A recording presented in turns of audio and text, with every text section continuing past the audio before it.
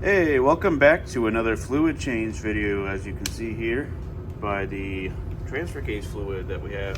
This is a Mopar Transfer Case Lubricant. There is the part number right there if you need it. I went ahead and I called the dealer and gave him my VIN number. Even though I have a build sheet, it doesn't list what type of transfer case I have, but they were able to tell me that I have the 4445. So this is the type of fluid that they carry for that, and comes out to 69 giggity.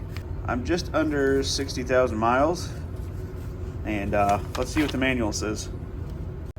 So on the first page of the manual for the gasoline engines, it says here to inspect the transfer case fluid, which we're just going to change it. If you're going to inspect it, you might as well change it.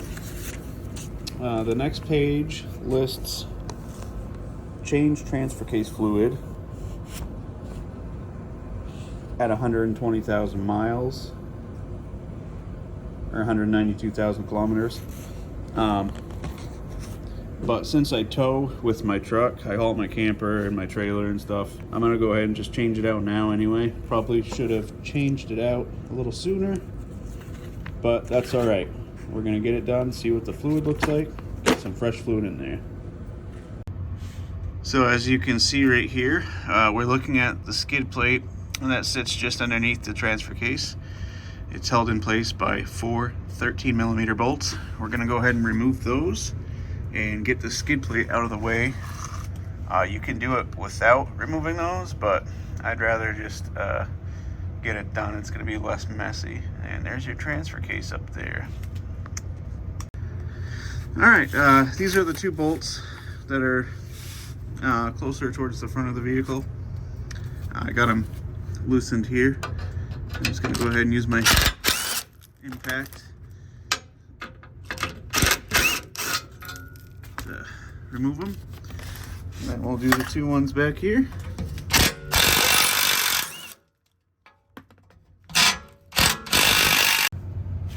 Alright, so as you can see here, we have our fill plug, which is up top there, and our drain plug right here.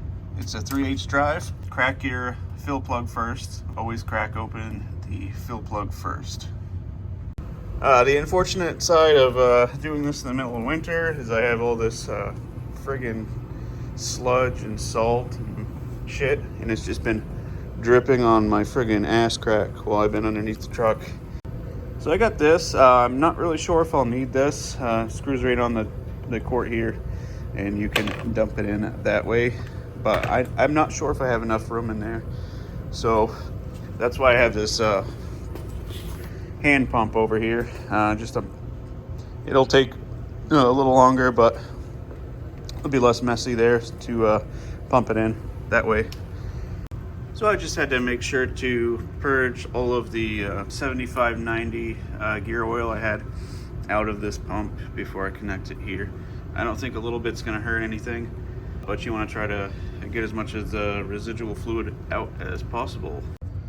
So this will it'll take more than a quart. I don't think quite 2 quarts, but I'm gonna go ahead and start pumping this in. I gotta put down the camera, unfortunately, because I don't have a stand for it. I'm on quart number 2, and enjoy some of this music. This is actually my band on the side, and here's our link to our other YouTube channel. I'll just throw that plug in there real quick. You're more than welcome to jump on over there and give us a listen. I'd appreciate it. Let's keep going.